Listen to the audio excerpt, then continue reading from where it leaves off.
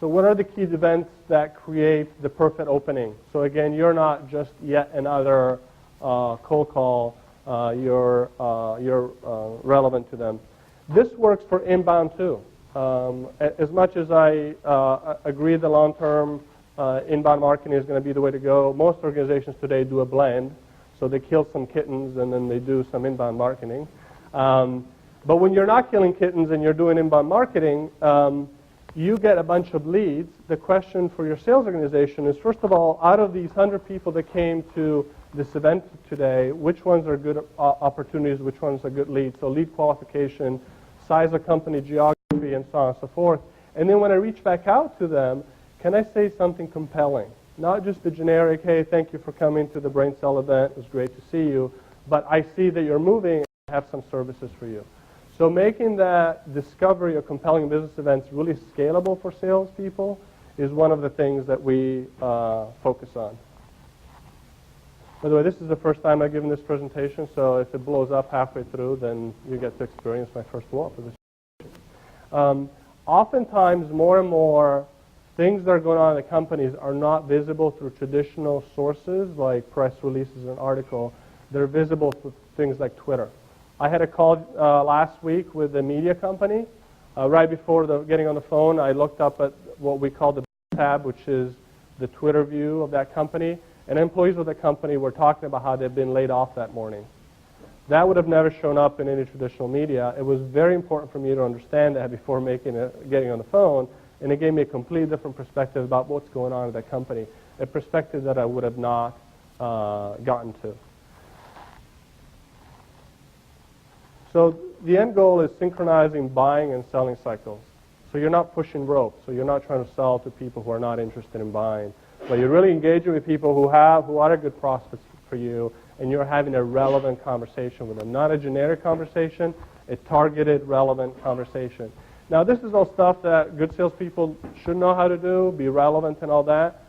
But recent studies say that less than 15 or 20% of sales reps are well prepared before making a phone call, before going to a meeting. Less than 20%, which means 80% of your salespeople make phone calls with no preparation or very little preparation. Why is that? Because it's too time-consuming. It's too difficult. It takes too long. You know, I got too many calls. I didn't have time. So you need to give them tools and technologies that help them overcome that obstacles, get over that excuse, and say, look, you're not going to make any phone calls until you spend the 5 minutes, and that's all it takes to do some basic investigation on the company. And we'll see in the demo a little bit about how that happens.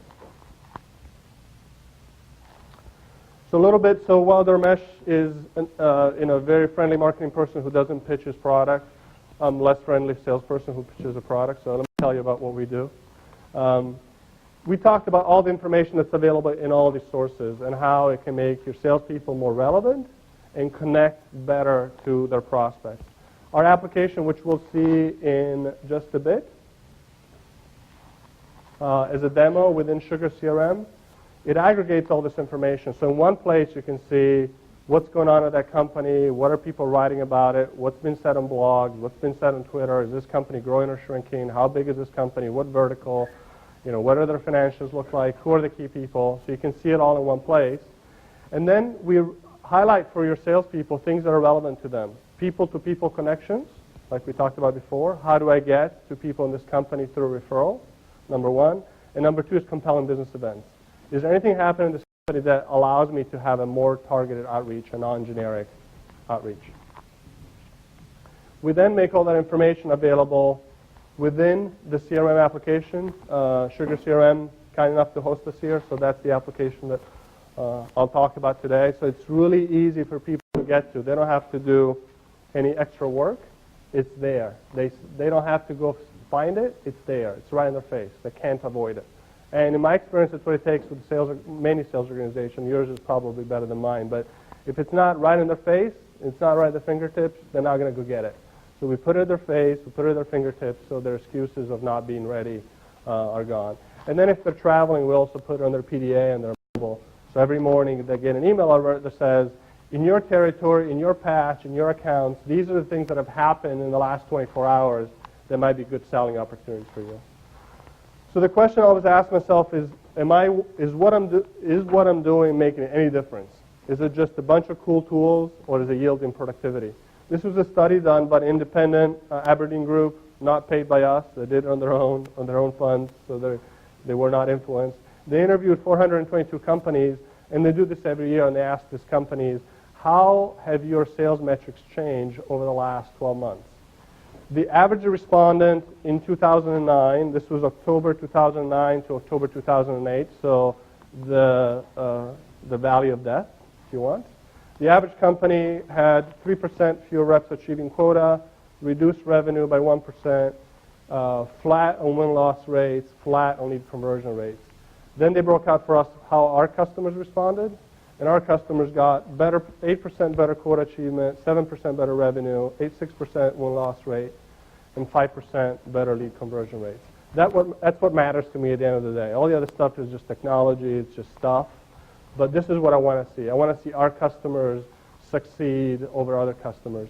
And whether you use our product or don't use our product, it matters less to me. What matters to me is the fact that if you are still running a sales organization in 1.0 mode, using traditional tools, traditional approaches, you're not leveraging social media, you're not leveraging connections, you're not leveraging technology, either one of your competitors is doing it right now, or they're going to do it really soon. And I see it in many markets where some of our customers are just outperforming their competition. They don't have a better product, they don't have a better message, they're just outselling them.